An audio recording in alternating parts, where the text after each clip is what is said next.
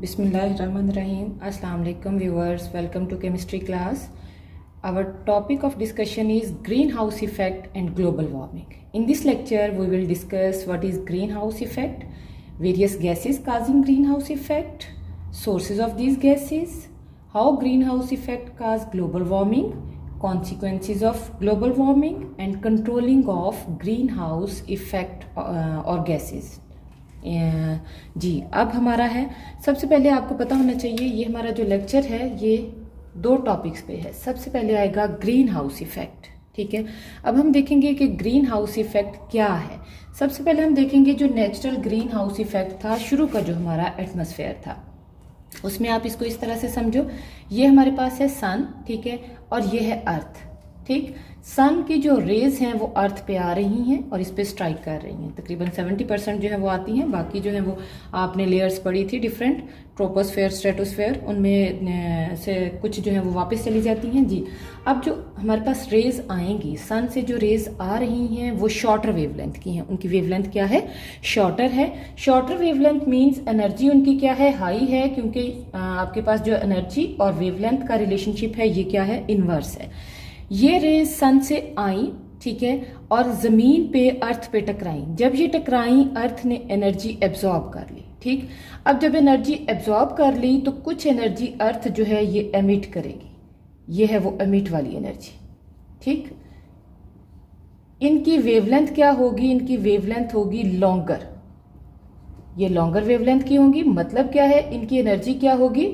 कम होगी, क्योंकि वेवलेंथ और एनर्जी में क्या रिलेशनशिप है? इनवर्स रिलेशनशिप है, ठीक है। वेवलेंथ लॉन्गर है तो एनर्जी क्या होगी? कम होगी। अच्छा जी, अब ये रेज आई सन से जमीन पे स्ट्राइक की, ठीक है। उसके बाद अर्थ ने ये एनर्जी एब्जॉर्ब की। एब्जॉर्ब करने के बाद उसने एनर्जी कुछ अमाउंट एमिट की। अब एमिट की, बाकी इसने एब्जॉर्ब कर ली अपने आप को हीट अप करने के लिए, ठीक है। अब यहाँ पे है हमारे पास गैसेस। वो गैसेस कौन कौन सी हैं? जिनको हम ग्रीन हाउस गैसेस बोलते हैं, ठीक है। ये कौन कौन सी होंगी? कुदरती तौर पे जो पाया जाता है, आपको पता है कार्बन डाइऑक्साइड भी है, वाटर वेपर भी पाए जाते हैं, मीथेन भी है, सल्फर डाइऑक्साइड भी है, नाइट्रस ऑक्साइड भी हैं।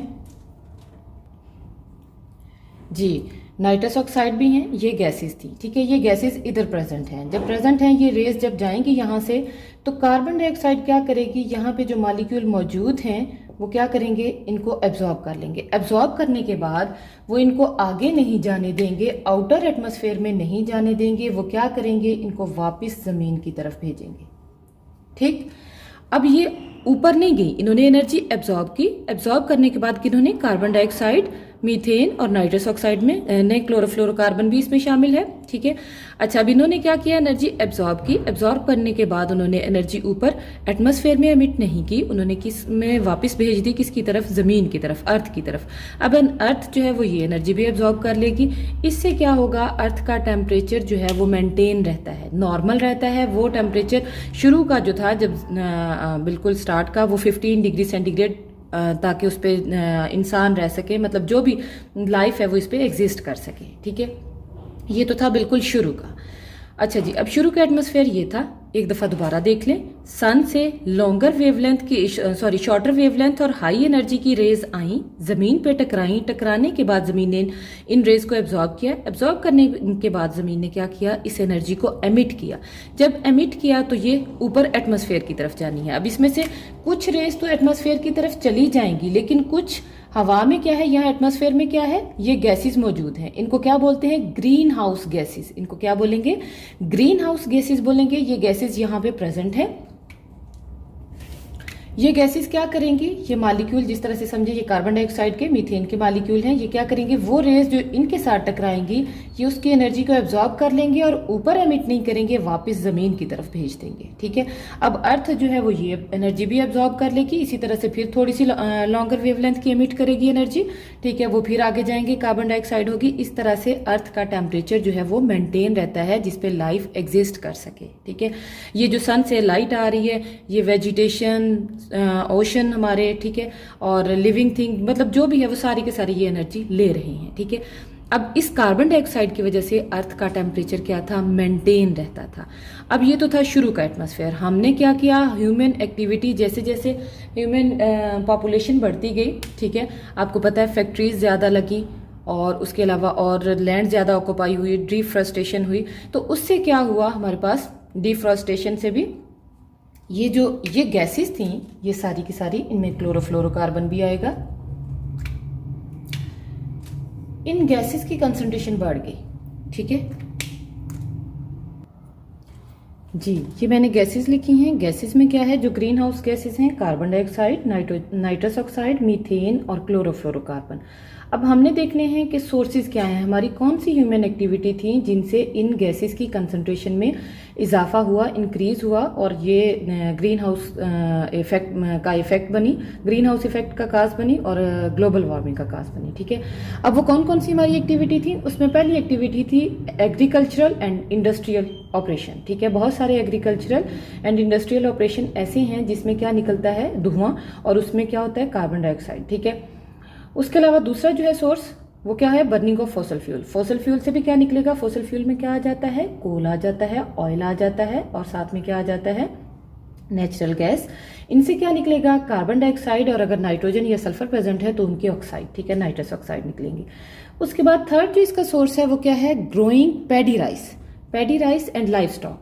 अब इससे क्या प्रोड्यूस होगा, मीथेन। जितना पैडी राइस ज़्यादा ग्रो करेगा, क्वांटिटी में ग्रो करवाएंगे, और लाइव स्टॉक को, उतना मीथेन की क्वांटिटी बढ़ेगी। ये कहाँ पे जाएगी, एटमॉस्फेयर में।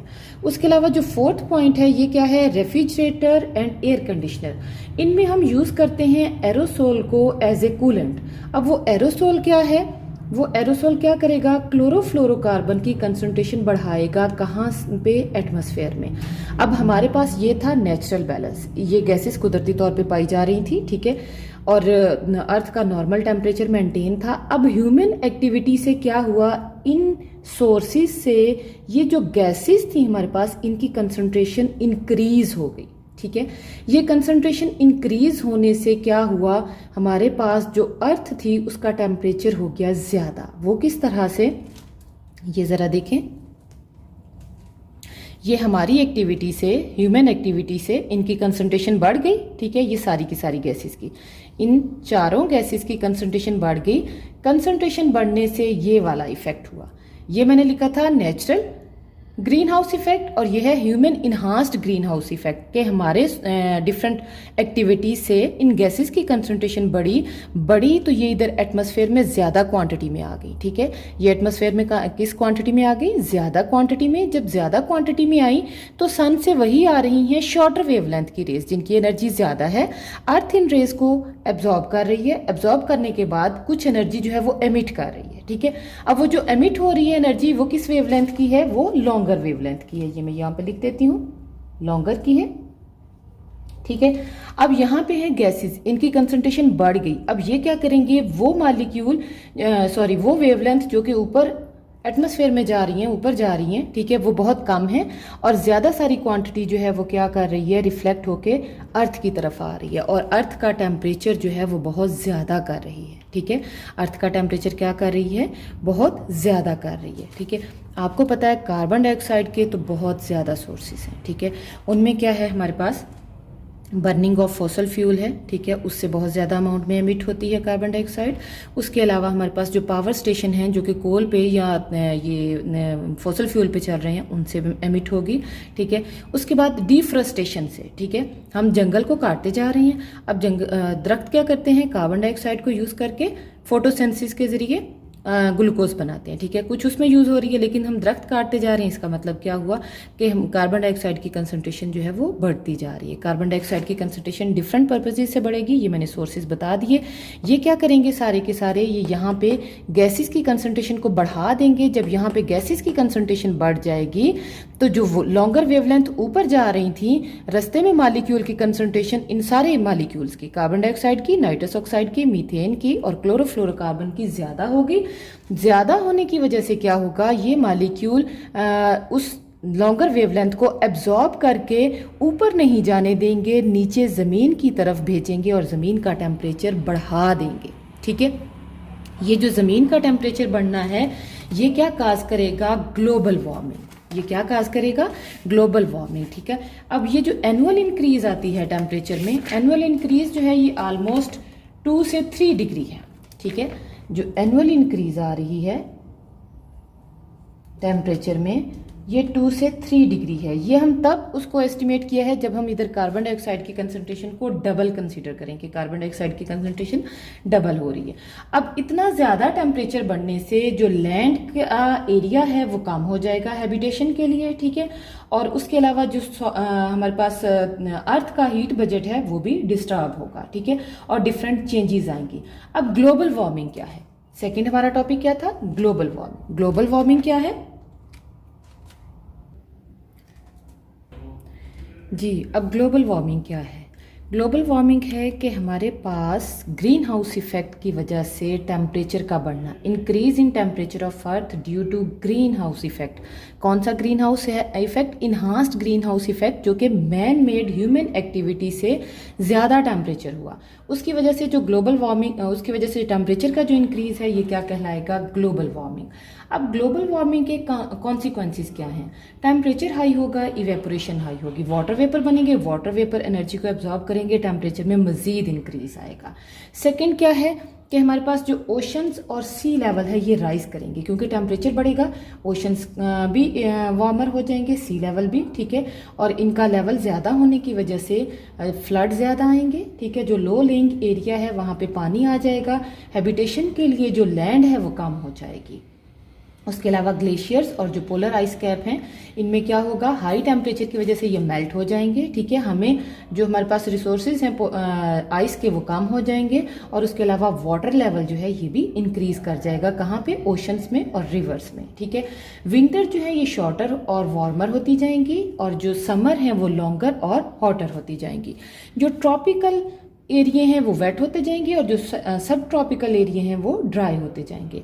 उसके अलावा साइक्लोन्स ज़्यादा आएंगे, ठीक है, और हॉरिकॉन्स भी, जो बारिश के तूफान है वो भी ज़्यादा आएंगे। फूड प्रोडक्शन वर्ड की जो है ये डिस्टर्ब होगी। फूड प्रोडक्शन कैसे डिस्टर्ब होगी? जब टेम्परेचर हाई होगा, ठीक है, तो ऑटोमेटिकली आप हीट वेव आएंगी, जो क्रॉप्स हैं वो उतना अच्छा ग्रो नहीं करेंगी, ठीक है। उसके अलावा अगर अर्बनाइजेशन और इंडस्ट्रियलाइजेशन ज़्यादा होती जाएगी तो उससे भी, ट्री तो हम काटते जाएंगे, ठीक है, ट्री लगाएंगे नहीं, तो उससे भी क्या होगा? मज़ीद टेम्परेचर इंक्रीज होगा, ठीक है। तो ये सारे के सारे कॉन्सिक्वेंसेस हैं किसके? ग्लोबल वार्मिंग के, जो किस वजह से है? Green house, enhanced green house effect की वजह से, ठीक है। ये जो इन्हांस्ड ग्रीन हाउस इफेक्ट है इसकी वजह से ये सारी चेंजेस आएंगी। ये सारी चेंजेस आएंगी तो रहने के लिए जगह कम हो जाएगी, ठीक है। बहुत सारे ऐसे हमारे पास जजीरे हैं, ठीक है, जो कि क्या हो जाएंगे? रिवर में कन्वर्ट हो जाएंगे, और उनका जो वजूद है वो ख़त्म हो जाएगा जी। अब ये है कि हम किस तरह से ग्लोबल वार्मिंग को भी, क्योंकि ये यूनिवर्सल फिनोमिना है, ग्लोबल वार्मिंग को भी कैसे कम कर सकते हैं और ग्रीन हाउस इफेक्ट को भी कैसे कम कर सकते हैं। Control of green house effect में क्या आ जाएगा? हम क्या करें? जो conventional non conventional renewable sources हैं उनको यूज़ करें। उसमें क्या आ जाएगा? विंड एनर्जी, सोलर, न्यूक्लियर या बायोगैस एनर्जी आ जाएगी, ठीक है। उसके अलावा ग्रीन हाउस इफेक्ट गैसेस जहाँ भी प्रोड्यूस हो रही हैं वहीं पे ही उनको डिस्पोज किया जाए और उनको एटमॉस्फेयर में ना जाने दिया जाए, ठीक है। उसके बाद है रिकवरी करें, जो कि ग्रीन हाउस गैसेस एटमॉस्फेयर में है उनकी रिकवरी करें, ठीक है, और उनको डिस्पोज ऑफ करें। और उसके अलावा हम अडेप्ट कर लें, ये एक्सेप्ट कर लें ये चेंजेस की, जो चेंजेस आएंगी क्लाइमेट में, और उनके साथ रहना सीखें। ये था जी हमारा आज का लेक्चर ग्रीन हाउस इफेक्ट के बारे में और ग्लोबल वार्मिंग के बारे में। अगर अच्छा लगा हो इसे लाइक ज़रूर कीजिएगा, और चैनल को सब्सक्राइब नहीं किया तो इसे सब्सक्राइब कर लें, साथ में बेल आइकन को प्रेस कर दें ताकि आपको आने वाली नई वीडियो का नोटिफिकेशन मिल सके। अल्लाह हाफिज़।